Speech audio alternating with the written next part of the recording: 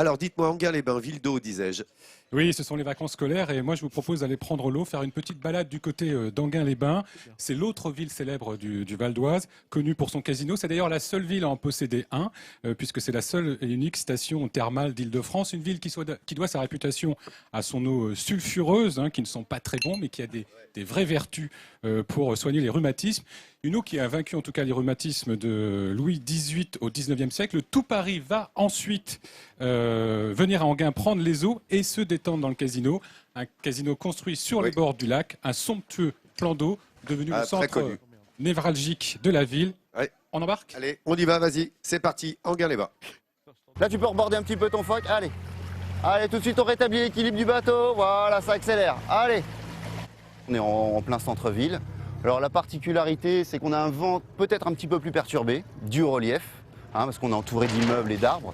Donc, effectivement, pour les enfants, des fois, c'est pas forcément très évident de bien comprendre un petit peu tout ce qui se passe sur le plan d'eau. Mais ça, c'est très, très formateur. Et vers le casino, Paul. On repart avant de travers. Pareil, on repart avant de travers, on va vers le casino.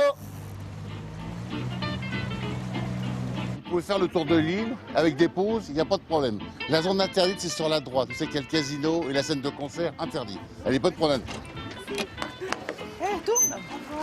Enghien est la seule ville d'Île-de-France à avoir un casino, tout simplement parce que c'est la seule station thermale de la région. Depuis 3 siècles, son eau sulfureuse soigne les maladies ORL et l'arthrose. Mais des rhumatismes au tourisme, il n'y a qu'un pas, ou plutôt un spa. Depuis 2006, le bien-être attire une nouvelle clientèle. On va à la piscine, on va dans la hammam, on se détend. C'est la détente. Si c'est comme si on était un peu en vacances. Toute la génération, plus de 50 ans, connaît Enghien-les-Bains pour sa cure thermale et son casino et découvre le spa. Et puis la nouvelle génération, en fait, vient pour le spa et après découvre qu'il y a des cures thermales et un casino. La présence des thermes depuis le 19e siècle explique la profusion de belles demeures.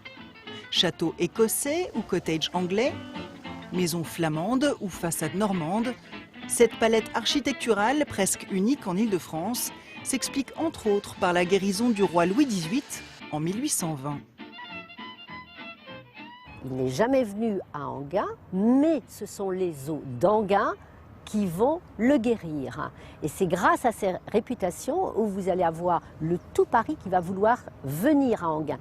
Pour les architectes, c'est une véritable aubaine de pouvoir effectivement faire ce qu'ils veulent faire. Ce n'est plus dans Paris où il y a des règles. Là, ils ont une totale liberté, qui plus est donnant sur le lac. Le lac, centre névralgique de la ville et des activités estivales. Tous les week-ends, des concerts et animations gratuites sont proposés pour toute la famille. Et franchement, c'est très joli ce lac d'Enghien. Quand vous viendrez ici dans Val d'Oise, c'est à ne pas manquer. D'ailleurs, les Parisiens ne s'y trompent pas, ils y vont très nombreux.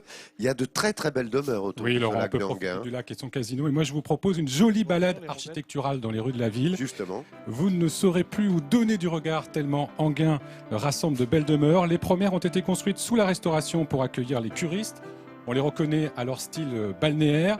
Plus tard, fin 19e, sur les bords du lac, on peut découvrir des petites folies comme des chalets suisses, des cottages à pans de bois, des chaumières et des petits châteaux néo-gothiques où venait résider autrefois la grande bourgeoisie parisienne à la belle saison. Ce qui est étonnant et rare en Enghien, c'est se concentrer d'architecture sur une petite période car la ville n'a en fait que 160 ans.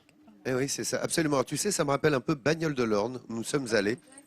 Vous voyez, avec beaucoup d'étendue d'eau et ce type de construction, justement, une architecture très particulière et de villégiature, évidemment, comme l'a été Enghien, comme tu le précisais à l'instant, pour les Parisiens qui venaient en vacances s'encanailler à quelques brassées de Paris. Merci beaucoup, Yvan.